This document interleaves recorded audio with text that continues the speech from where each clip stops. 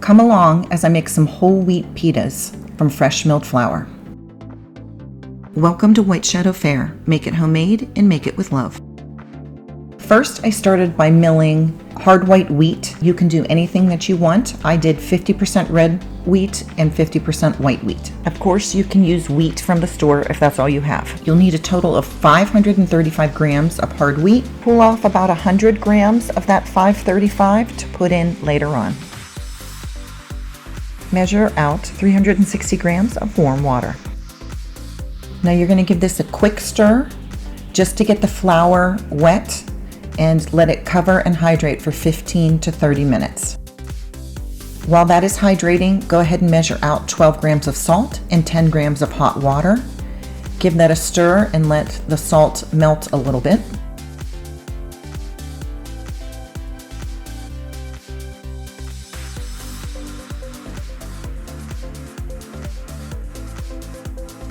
"21 grams of olive oil,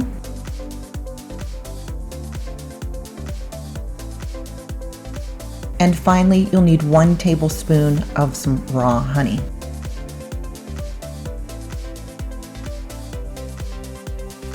Now, after the wheat has hydrated, go ahead and open it up and add the rest of the ingredients. So I'm adding the rest of the flour,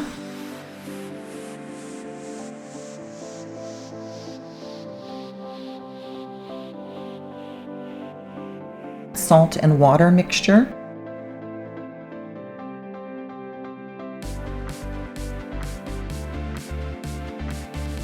the olive oil and honey. And I just put the honey right inside the olive oil. It makes it come out of the container that much quicker.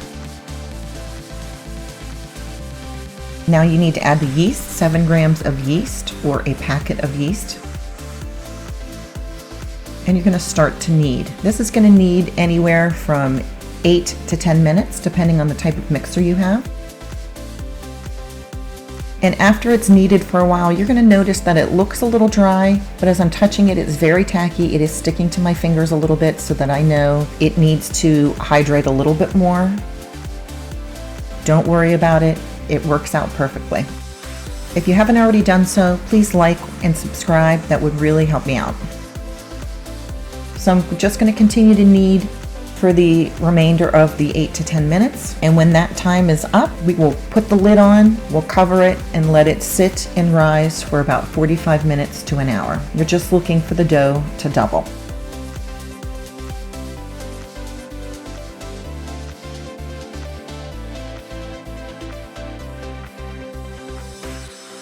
Go ahead and turn the dough out, and you are going to weigh the dough and then divide it into 10 to 12 equal pieces. You're going to shape those into rounds like you were making a roll and keep them covered with a tea towel so that they do not dry out.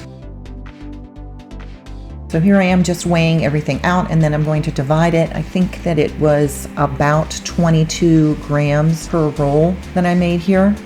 While I am doing this, I have my oven preheating to 450 degrees. I've placed a rimmed baking sheet upside down in the center rack of my oven. That baking sheet should be heating up along with your oven, and you could also use a pizza stone if you have one of those. So I'm just going to continue measuring these out into equal pieces and rolling them so they just look like dinner rolls at this point in time. And I'm going to throw a tea towel on them to keep them from drying out.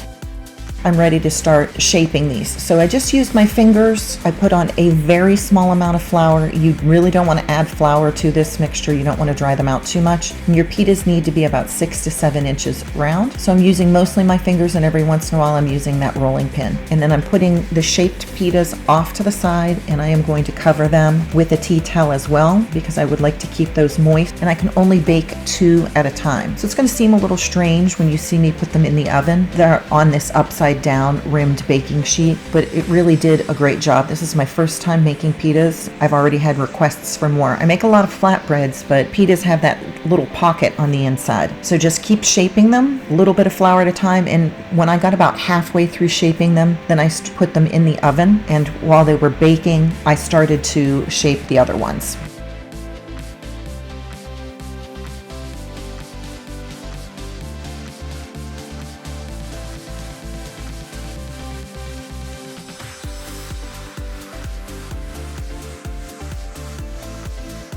Here you can see on the one side that I have covered the pita dough up.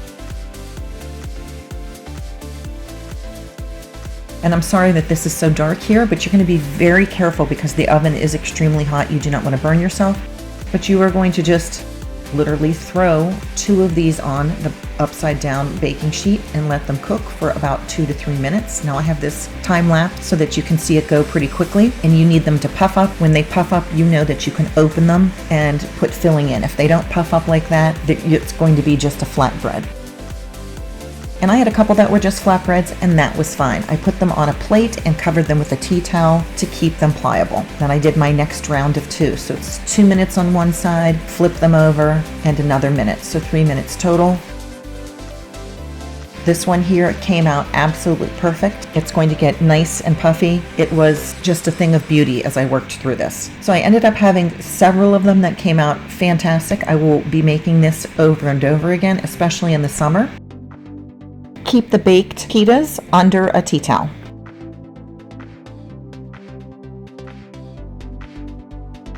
I had sandwiches for dinner.